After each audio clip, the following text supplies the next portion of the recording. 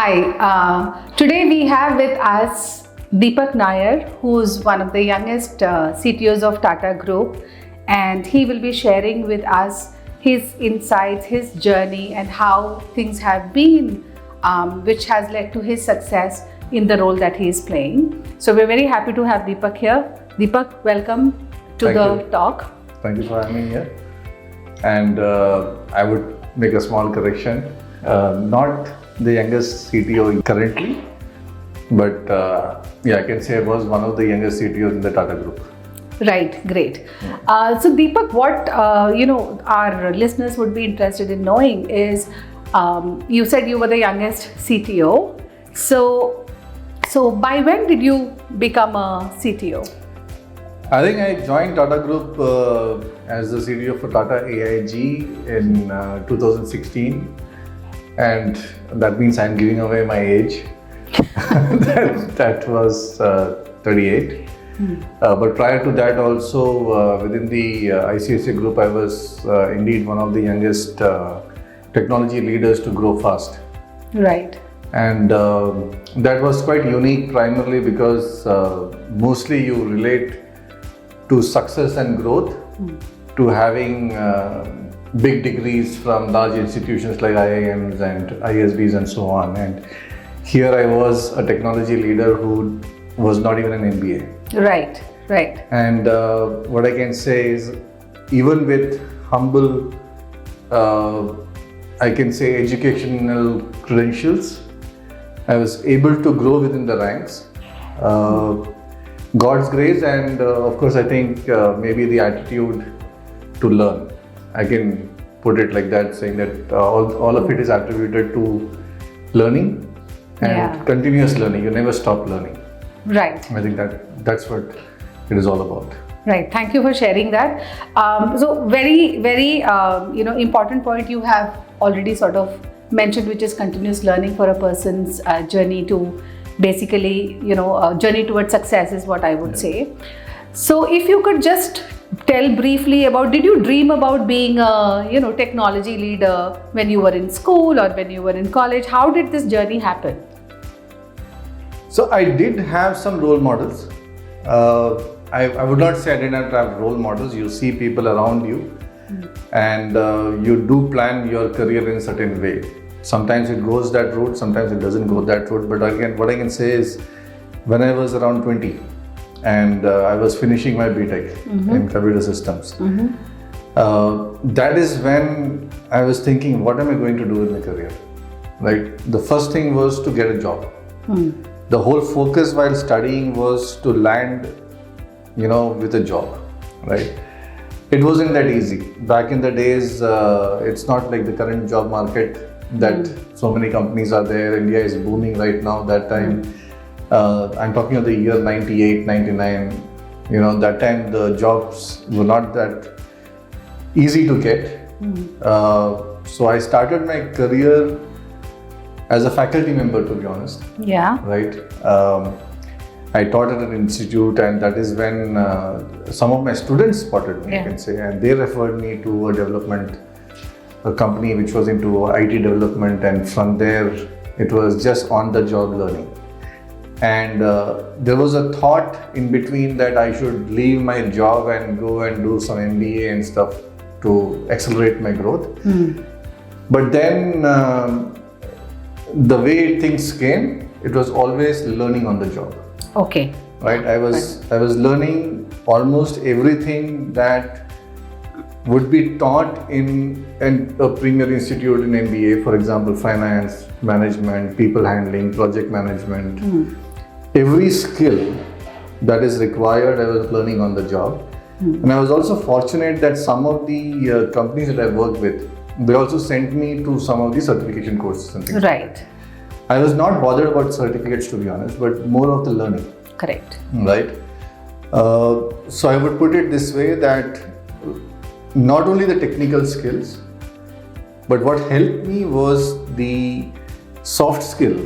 Right. And the focus that I was having on the domain knowledge. Right. So focusing on the domain, that means whatever you're doing, you need to apply that in an industry. Right. So you should know that industry, you should have the understanding of what works in that industry, how you apply your own skills in that industry, right, to create new opportunities.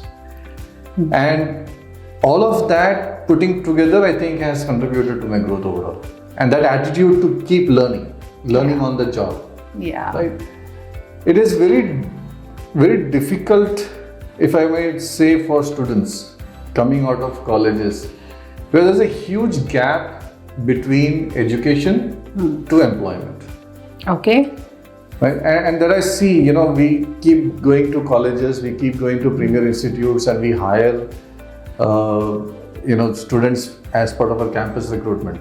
Right? What I see is that academics in the formal sector, and if I talk of colleges, like large colleges, which are teaching, maybe even teaching computers, for example, right? Whether it is the advanced courses, the cycle time of a course to be prepared, operationalized, and taught is so high that by the time a course is conceptualized and hits the curriculum, and then it is taught to the students, and by the time the students pass, that whole thing has become obsolete.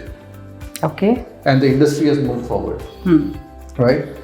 At the same time, the faculties who are there in these institutes, they also, while they keep bringing the industry context and everything, but they are still a little distant, and that is basically a little bit of, I can say, academic mindset rather than a corporate mindset. Okay. Yeah, so I totally understand where you're coming from. Basically, when you're looking at recruiting youngsters today, whether they are employable from day one of the job, whether they have the skills or they're able to map to the expectations or match to the expectations which employers have, that is definitely a question which everybody is trying to address. And you've noticed that gap. So if I were to ask you, what are the primary major skills? You already mentioned that we are looking at soft skills as well, which people need to come in with, besides the technical knowledge. And you also said that industry, the pace at which technology is evolving, the pace at which industry is evolving, there is a lag between the courses which are offered and what the students, what is needed in the industry. Yes, and how they come with the skills. So what is a way that in which you think this can be addressed, and how are you looking at addressing this thing? Because one thing that instantly comes to my mind is if someone were to be trained like on the job, right, or have practical training, it will become so much easier for a person to get enrolled in a job or to be able to perform from day one as what we were looking at, right? So I'll put it this way, and that is also the reason why, when we were looking at conceptualizing Upskill, the UpskillNexus,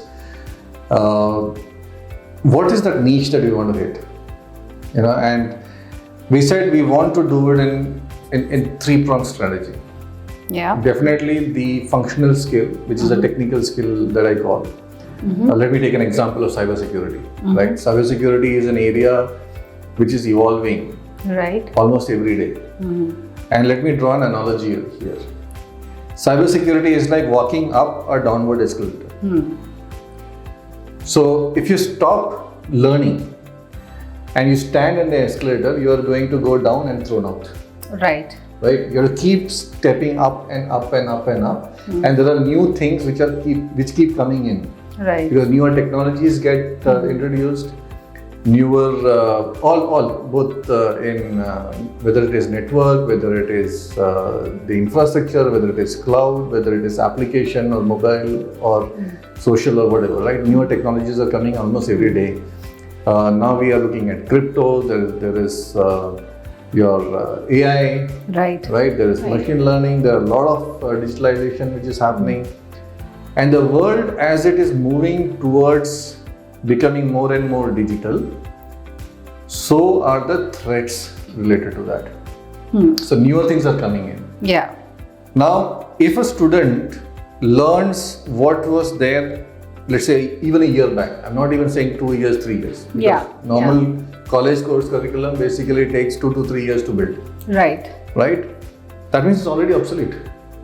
You're right. So if this student is coming out into the market and the market is saying that I want skilled resources to be able to tackle today's problem, how do you bridge the gap, right? So UpskillNexus, the functional training part, is conceptualized in such a way that we have partnered with SecureNexus. SecureNexus is one of the premium cybersecurity provider, right? Who's at the helm of the cybersecurity domain. Who are part of the industry, right? Who are part of the industry. Yeah. In fact, our leaders in SecureNexus are part of the Black Hat community, global Black Hat community. They are the top leader is basically a celebrated trainer in the Black Hat conference, which happens every year across the globe, right? Primarily in US, and the major cybersecurity professionals go there, right? That level of competence is what we are bringing in, and that level of knowledge is what we are bringing in a short span of 6 months, 9 months, 12 months period to accelerate learning on the functional side. Right. So that is only one aspect that prepares the student for the real world. What is needed along with this is the soft skill part. Yes. And when I say soft skill part, it is to do with how do you behave and be more effective when you enter that work domain, and when you're going into an office, when you're working with your colleagues, right? You're not working as an individual, you're not working as only one person sitting in one corner and doing some tasks. Correct. Right? You have to collaborate, you have to meet with people, you have to be effective with people. And cybersecurity is a domain where you need a lot of skill in terms of ability to communicate, ability to present, ability to even manage conflict.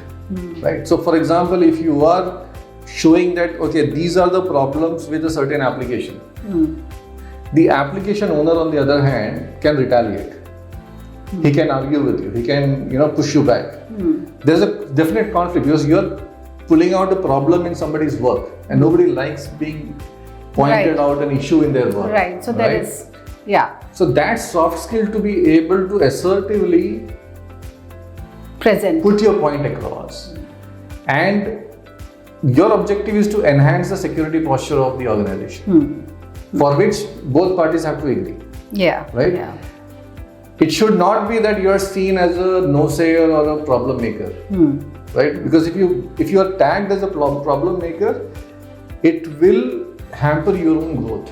Right. So that's a very important skill to know. Correct. What to say, how to get people with you, how to carry people with you, right? How to manage a particular project, how to communicate, how to present, how to tell, right? So we have listed down a certain very practical competency, nothing to do with theoretical, bookish knowledge. We have basically put in the required competence. For example, even if you say communication, it's a very broad subject of communication. But within that, for the cybersecurity professional, you need a written communication to be able to write a very nice cyber report, vulnerability report. Correct. Right? Correct. Yeah. So those tricks of the trade is to be taught to the student, so that when he lands, he is much better than the other candidates or other employees around him, which can accelerate his career in a faster pace. That's our objective. And third one definitely is domain knowledge. So when you are going, where will you apply this? Now, we will give them industry domain knowledge. Like for example, if you know cybersecurity, if you know how to break an application, we will also tell them in banking, this is what is expected. Right. These are the risks when it comes to a banking app. Right. In insurance, this is the risk. Right. In manufacturing, these are the areas where the risks are. What are you trying to protect? Correct. Right. It's very important for you to understand. And industry-wise, we will tell them that if you're going to e-commerce, these are the things to take care of. If you're going to banking, insurance, manufacturing, any other domain, for example, retail, right? Various different industries that these guys will go into. we will have to tell them that, okay, this skill of yours will be applied in this kind of a domain. This is what you can expect.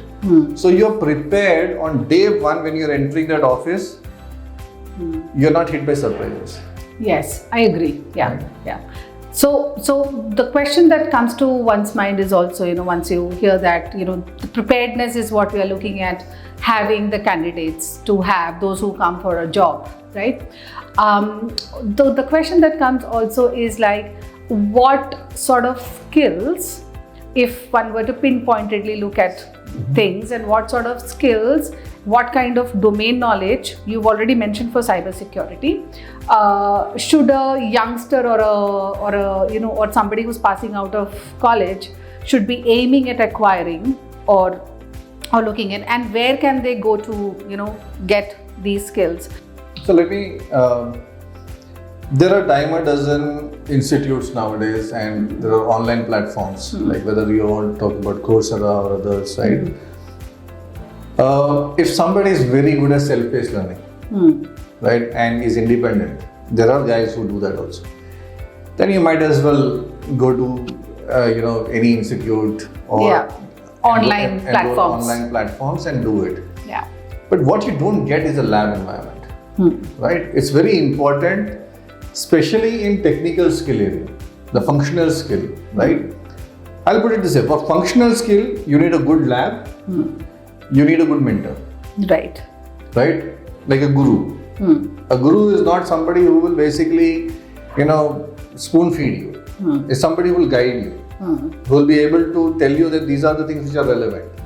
And he will challenge you with those problem statements. So we have a lab, for example, in the cyberspace or in the data lake, data science space. We have a platform where you can actually do real world, exercises, right, assignments and things like that, and that is where the on-the-job learning comes in. You're talking about live projects, is it? Live projects, live assignments, actual, challenge-based tasks. See, cybersecurity, for example, is all challenge. Right. How do you break through a particular system? Right. There are various techniques. So we teach the technique, and then we also give them a lab environment where they can try and exploit things. Actually do it, actually get hands-on experience. In an online course, you don't get that.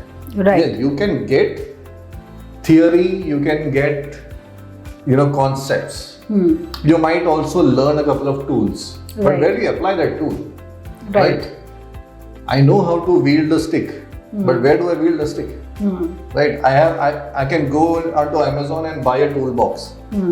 But where do I do this? Yes, that's carpenter's toolbox. That's a $1 million question. Right? Yes, I need to have a workshop where I can use those tools and sharpen my skills, because unless I sharpen my skills, even Virat Kohli has to play in the nets before he goes to a match. Right. So how are you planning to plug that? So we have already built that lab.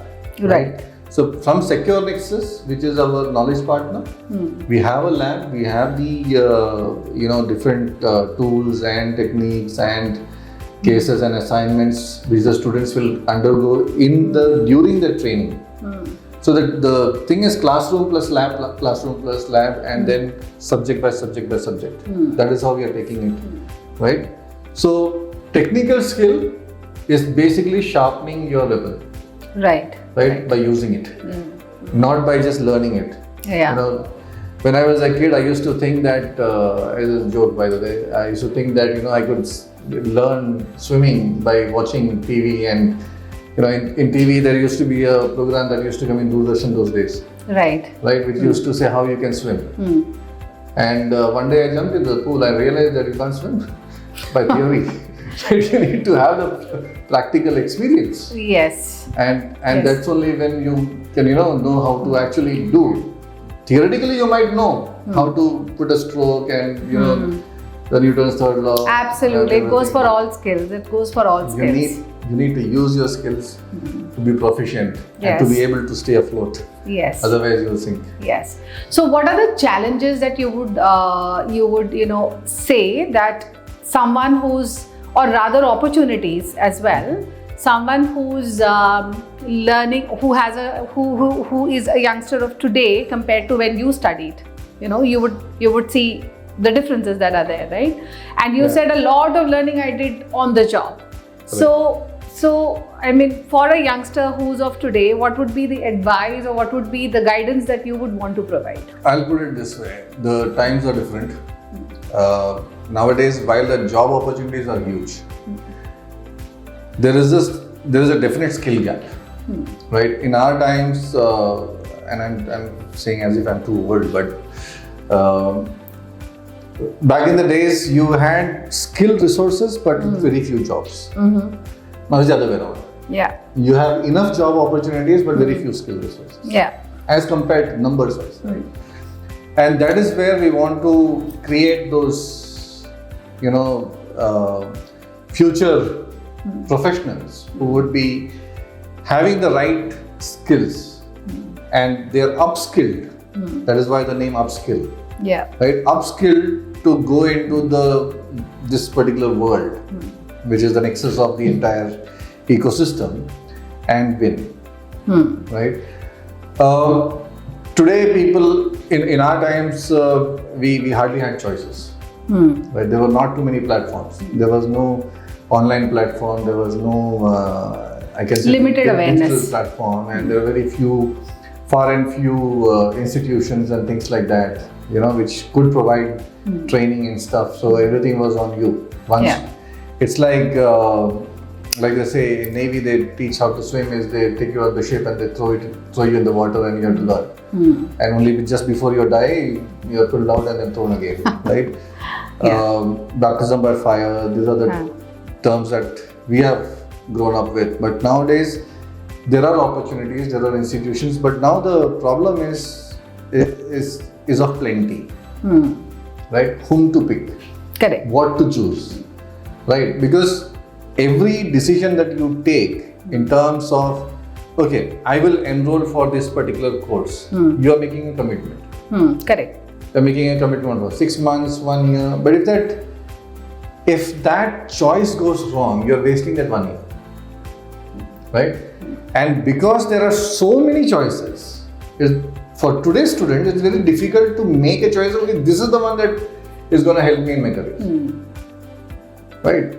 And definitely, I mean, we want to stand out from that crowd, because we are not saying we are not like machines to create the mediocre. Yeah. We don't want to create the mediocre. Right? We will filter the right students out who can be tomorrow's leaders. Because we are making leaders. We are making not mediocre employee. At the end of the day, whoever is passing out of UpskillNexus is an upskilled person, and his trajectory is this way. Right. We don't want them to plateau. We don't want them to be like, okay, I'm getting a job and then, okay, fine, I'm doing a job.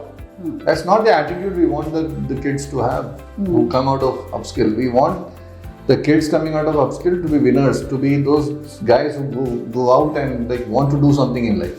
Absolutely. Right? Absolutely. Whether it is to work for themselves, and we also have a concept called BYOB. Right? Nowadays it's a different connotation, but BYOB for us is be your own boss. Absolutely. Right? Yes. So we should give the competence for people to be able to start up on their own, to be able to earn money on their own without having to be, employment seekers. They should be able to earn money on their own. Of course, if they want to get into employment, there is a path to that. And in that also, we want them to, have a trajectory of growth and become the leaders and not be the followers. And leader means you need the right attitude. Absolutely. You need the right skills, the competence, the functional competence, the domain knowledge to do that, and the right soft skill and the attitude to win. Absolutely. So employability skills, as soft skills are called, definitely these are transferable skills. Even if one wants to move or shift from one industry to the other, this will be very, very useful skill, right, to have. And as leaders, those who have worked in corporate sectors for very long, we also understand the importance and the necessity for these skills to be there. Because personally for me also, managing a team or having a team, being able to collaborate and being able to even make decisions, think critically, solve the problems, being able to arrive at decisions which are for the larger good, which are goal oriented, which are for meeting the targets which are set out by the company. I think those are very, very crucial and important skills. And if you are able to marry the functional with the employability or the soft skills which are required, I think that then you are able to create a well-rounded, holistic personality which can go out and succeed, right? If you see, as we grow up the career ladder, the vertical career ladder, the functional skills remain, but you're not hands-on functional skills as you go up, right? If you ask a CTO, do you code? It is not needed to code, but he should know how the coder operates and be able to design things and to be able to conceptualize things and stuff like that. It is a leadership skill that he has. And when I look back at my own career graph and how I grew, if you ask me, are you a good coder? Yeah, I was a decent coder. But what made me accelerate was the ability to work with teams. Correct. Ability to understand the business, the business requirements, what the business was saying. Your ability to understand that, translate that into technology, and to be able to explain that to coders. Right? That kind of a skill with the ability to design. So the why, which is why are we doing this? Then defining the what. What will achieve that why, the objective, and how, which is the design part of it. And after that, it is project management, who, when, where, and things like that. Yeah. Right? Yeah. So, ability to go there and communicate with people whom I was working for, to be able to communicate well with people who will work for me, as well as my customers who will be benefited by my work. Yes. Right? All three categories of people, your ability to interact and be effective, I think will define, how fast you grow in a particular organization. And that is where I think what you're saying, the employability skills do come in. Because in the initial years, you need a very strong, functional hands-on knowledge to do maybe the first 2-3 layers.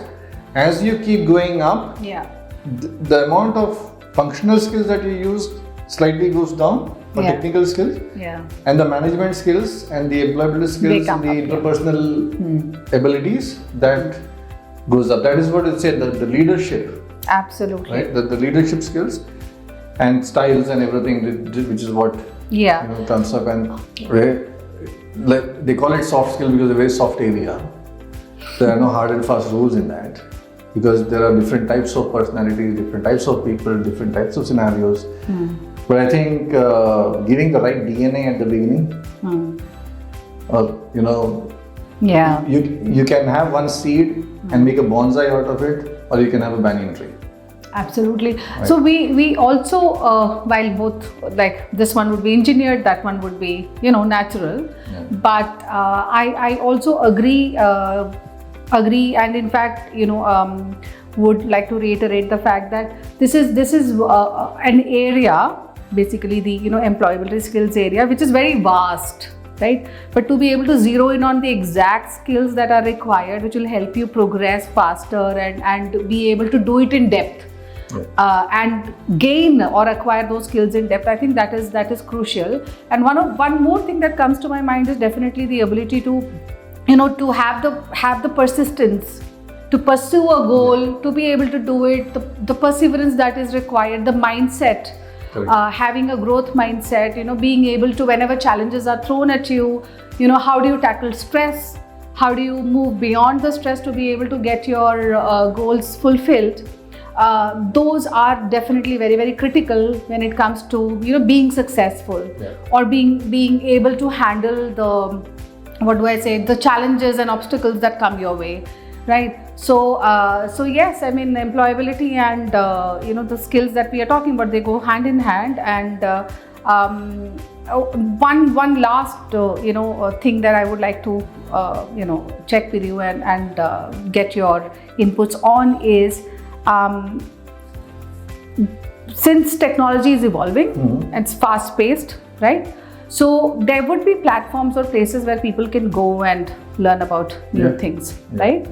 So what would you advise the youth, that how can they keep pace with the trends in the market or trends in the business world, and what would they need to do to be able to achieve or go where they need to go? I think step one, and I can say it about myself also, right? Prior to my first job, I was doing 3 courses at the same time. I was doing a bachelor's in management. I did industrial relation and personal management. Nothing to do with what I'm doing right now. Correct. I was doing an advanced diploma in software engineering from the erstwhile one of the computer training institutes, and a BTech in computer systems from a foreign university through that institute. Right. So prior to job was learning in a formal manner, which in that time and day was also relevant in terms of employability skill. Right. Because in my course itself, they had technical as well as management subjects within the BTech curriculum. In fact, we also had English literature as one of these subjects within BTech. I mean, right. It was quite unique in that sense, right? So there was management subjects, there was literature, there was ethics, there was things like organizational behavior, within which you also learned about organizational politics, right? And then you were learning about computers, and my major was strategic use of IT, right? And I think that has stuck. Once I got into the job, it was always like new challenges come in, new technologies come in, because technologies keep changing and evolving and things like that, right? So I kept abreast of the latest technologies, and technologies come and go. The concepts, the fundamentals remain the same, right? And I think more than the technical fundamentals, my soft skill fundamentals is what helped me sail. Right. Right? Right. While you need the technology, but it is your ability to stand through in difficult scenarios, lead a team, because definitely, if there's a problem, you can get experts to solve the problem, but you need to know how to get those experts and motivate them to come to work with you. Absolutely. Yes. Right? Agreed. So it's not necessary that the Prime Minister of India today has to be a financial expert. But you should be a good leader to get the right financial expertise and know whom to get to give him the advice. Similarly, as you grow up the career, you can get this thing. But the soft skill, your leadership skill is what will come through. Yeah. But in the beginning of the career, you will have to do things on your own. And as you grow up, you also understand that somebody is not taking you for a ride.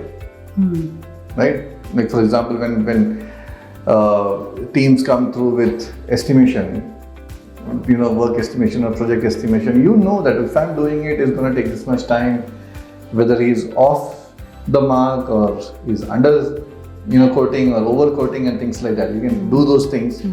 And if required, you can roll up your sleeves and you can also get into things done, right? Yeah.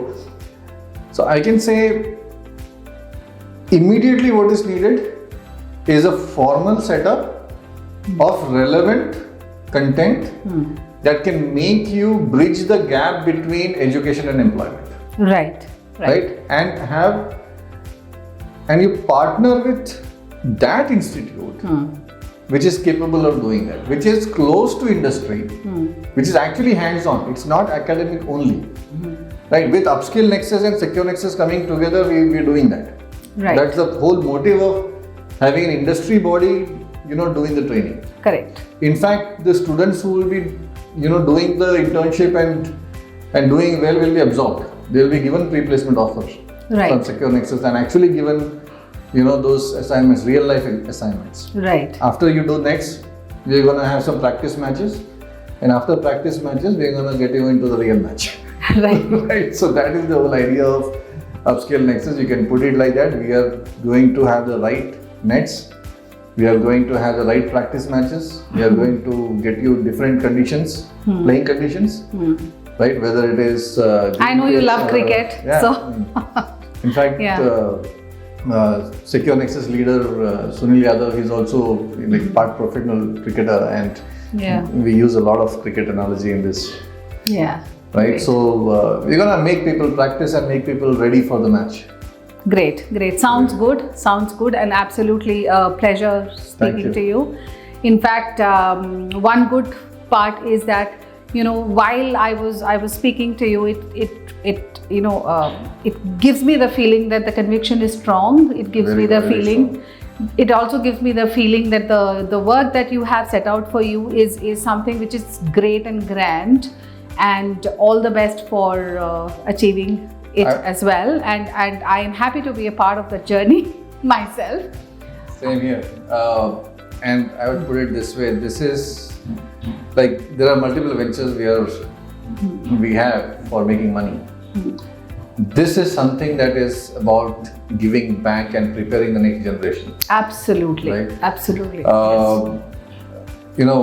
One could have just continued on a career path which was good and things like that. Coming and starting something like this for yourself as well, I'm saying, for all of us who are part of this journey is about getting the next generation ready,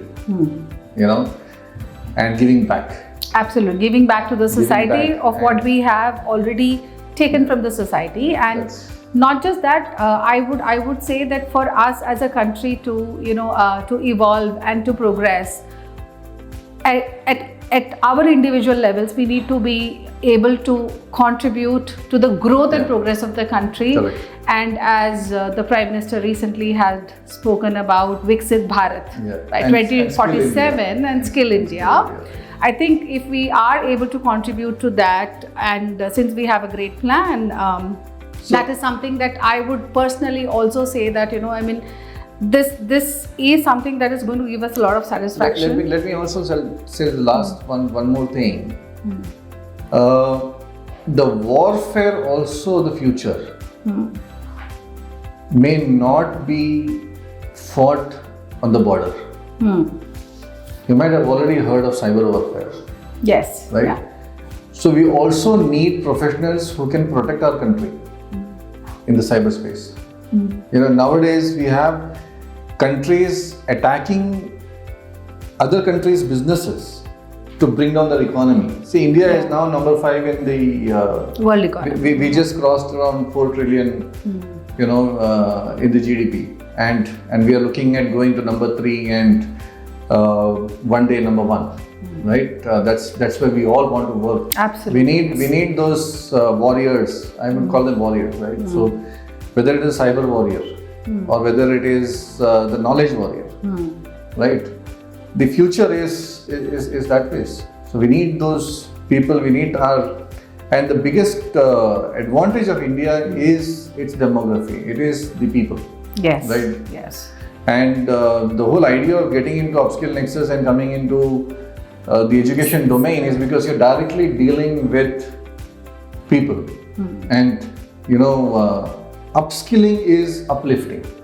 Yes. Right. How do we go from what we used to be called as a third world country, the country of snake charmers, to redeem our own pride, to redeem our own, prestige and position in the world. And nowadays we are seeing that world over the Indian diaspora is also doing very well, and it and are at the helm of affairs, helm of affairs and things like that. And I think our contribution to that, and each of these kids, the young kids who are coming in with the right direction, with the right knowledge, and with the right mentoring, right? India can be Vishwaguru.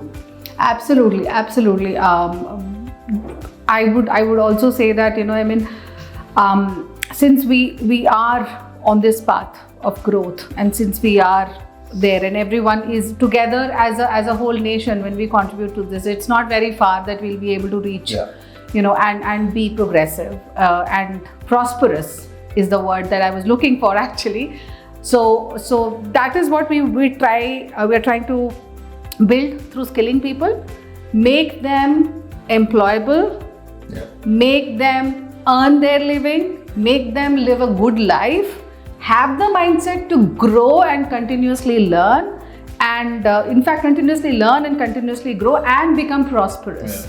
So we all are together in this journey, and we would definitely say that through Upskill, those who come to us to learn and to train with us, we will ensure that they get the skills, they get the required exposure, they get the required inputs to become successful in the walk of life that they want to become successful in.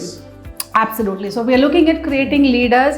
We are looking at creating students who are continuously learning, right?